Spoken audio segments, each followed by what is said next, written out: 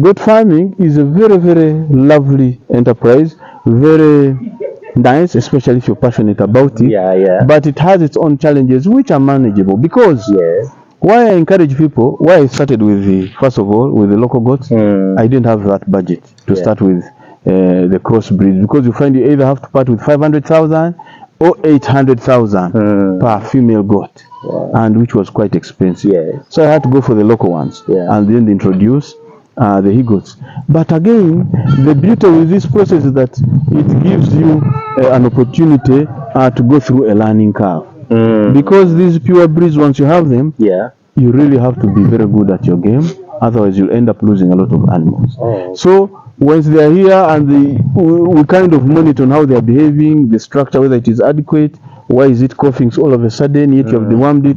So you keep on observing and see how you can be able to improve on the performance of these ones. And so it becomes good, because so far here at least you have the 50% goat kids. Some of the mothers are 50%, but they were sold to me as local goats and so forth.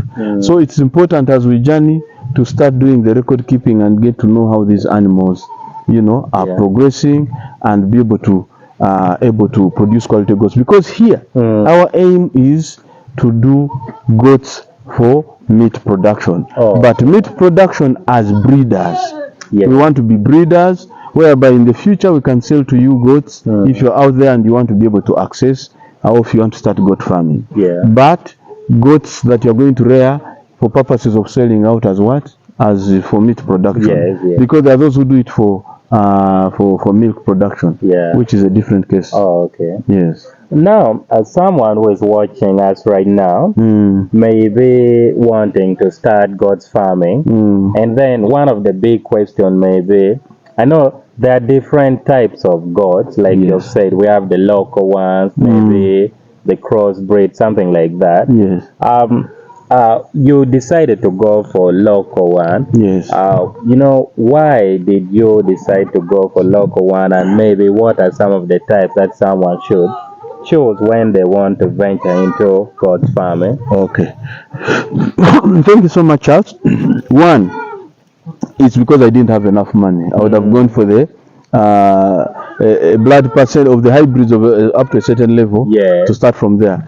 Because when you start with goats that of improved blood, say 50% or 75%, when they give birth to young ones, first of all, those young ones grow very fast, because those young ones, once they eat the pasture, they have the high conversion, rate or ratio of the pasture. So you find that a goat, a 50% goat bloodline will grow quite fast, faster than one which is purely local, bred by a local he-goat. But if this 50% also got a 100% poor back and it mates it, it will be able to produce a goat which is 75% bloodline. That one also grows way, way faster than the 50%. So when you are starting with goats, depending on what your financial capacity is, if you want to, go into the league of making money faster, I encourage you to go for goats that of a certain blood percentage. It will affect you budget-wise, but at the same time, once you start selling, you are able to recoup this money very fast. Because I think a 50% goes for around 400,000 if you're a single goat when you're selling to a breeder. And then if it is 75%, goes up to around 800,000 a single goat. So there, if you're there and you want to grow animals for breeding, then I prefer, if you have the money, go for the improved breed. If you don't have the money, just go for the local breed and be able to improve over time. But also the local breeds gives you the opportunity to study and understand the animals. Now, there are two types or approaches when you're doing goat farming. If you're going to do free range, just like we are doing, then even when you start with the local breeds, you are good to go, because you're not going to be bothered about harvesting, storing, managing the pastures. You just release, because remember the local ones have lower conversion rate of the pastures. That's why they are slow to grow and so forth. So, but if you're going to go for zero grazing, I wouldn't advise you to go for local goats, because as I told you, they take long forever to grow. Even if you are improving, yes, I would prefer you start with the goats that are either 75% bloodline and then introduce 100% he goat. They will give birth to an 87 point something, offspring. That one will grow very fast. You really see when you come back after a month and you look at it when it is actually growing. After say 8 to 9 months, it will be as big as almost as the mother, and you can be able to sell it off. And you can sell it off quite highly. I told you, so above 600,000 a single goat. So you realize that if you are doing zero grazing, if you have the money, go for the hybrid, the improved one, for zero grazing.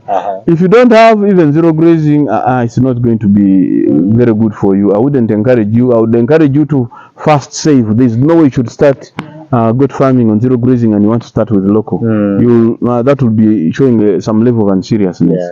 Now, but if you have free range and you still want to do improved version of goats, that's even better. Because then you can be able to straight away rear them. But for those ones, I would encourage you to at least put up a raised goat structure, because then they will not slip down. They will not have challenges of access to all these environment that may be a problem in terms of providing jams and so forth. That's for the hybrid one? Yeah, for the hybrid ones. Even the local ones if you can, but of course for them, they are hardy, they are more strong. Even us, as we try here, we hope to improve our structures. As you see, this is a kind of a makeshift, but it serves the purpose. What is important? Shelter your goats from strong winds and rainfall. The rest, they'll stay well, provided you clean the place every day. As you can see, the place is hygienic. We try to make sure that we sweep. And so that is it. So those are, but among the local ones, we have the Kigezi breed, we have the Mubende breed, and then we have the small East African goats.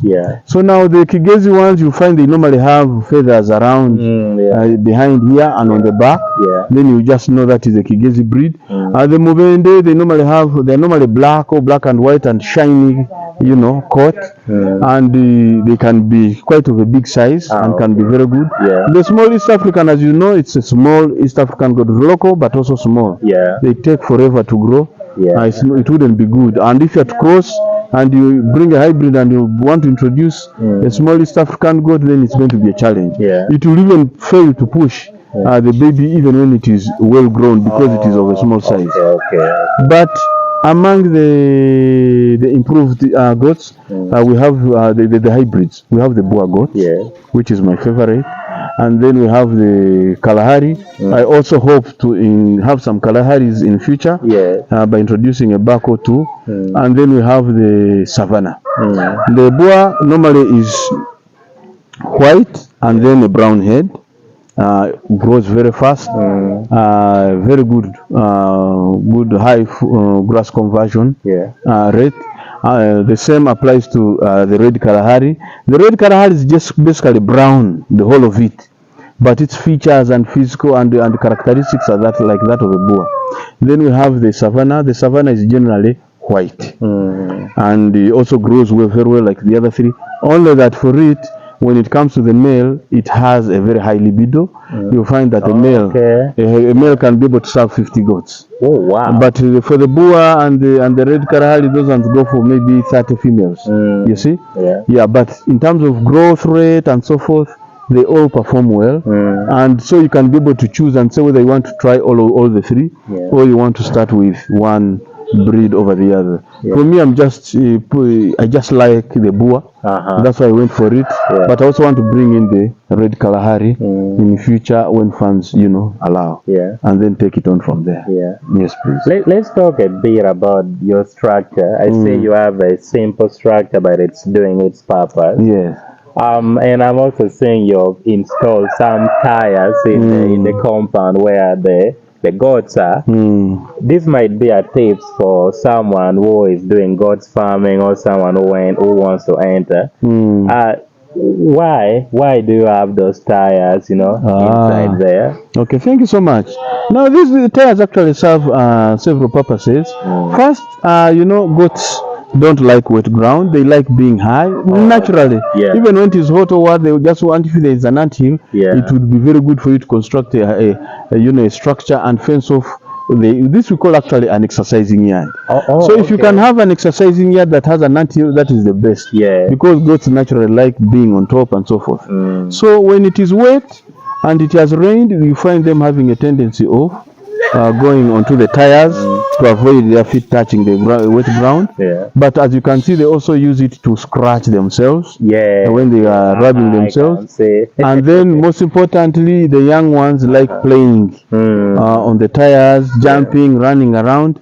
So it provides them that sort of, exercise, ability to do that exercise. But you place them and distribute them within the exercising yard, and they'll be able to, reside there. For the structure, we had to go by what our funds could afford. And we tried to do what we did. And if you notice, I tried to put some stones in there so that, when it rains, they will all converge in there. And remember, as they converge in, they are defecating, they are urinating. The place can have a little bit of ammonia, that smell that comes from the ground. Because of the congestion, the concentration there. So it's always advised that when you're building a good structure, say if you're going to have 200 goats and you've built a goat structure of 200 goats, make sure that the exercising yard is double the size of the structure, because they'll get out and be able to exercise, as you can see. So so remember, when they enter, it will be a little bit squeezed up, because that's how it's going to be. But when they get out, they are able to move freely. They will not knock themselves anyhow, and can be able to what? To feel more comfortable. And that's how we've done it. That's why we've done it like this. Yes, please. I think this is quite amazing, because I saw when the rain was coming, they all entered inside. No one even pushed them. No. They'll just move in. Whether it's night or day, they'll just find themselves moving there. But at night, when it is not rainy, you'll not see a goat inside. They'll just come and they'll want to be watched. Yes, whether it's night or day, naturally they just being free and outside, and they'll just be able to reside there. You need to have the shelter, then you need to have the playing ground for them. Yes, exactly. The exercising ground. Exactly. Very, very key. Wow, that's really good. Now, as we try to conclude, if you were to give one advice to someone who wants to start goat farming, or someone who is thinking of doing goat farming, what would you say to that person who is watching us right now?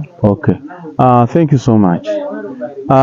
People out there are always bothered by how they should go about to start. My advice is start with what you have. You don't have to first wait and accumulate the money. If you can start with 10 goats or 5 goats, just put them there. Once you start, you start getting inspired on what you can do next. Now, if you get to another salary and you feel you can add 1 or 2, 3 goats, just add them there. You see? Secondly, as you start your goats, please don't buy goats from anywhere. Try to reach out to these homesteads that have, because I may not tell you a farm, there are not so many places that we can go and buy goats at once, but there are these homesteads that have goats. You go inquire whether they can sell you 1 or 2, and keep on buying from some of these homesteads. Don't go to the marketplace. You're going to bring a goat which is diseased, and you'll end up affecting the few goats that you have. Remember, you're struggling with the little resources, and you want to make sure that you're not doing it wrong. So don't go to the marketplace. Just go to any homestead and inquire whether you can buy some goats and start from there. And then try to grow the numbers.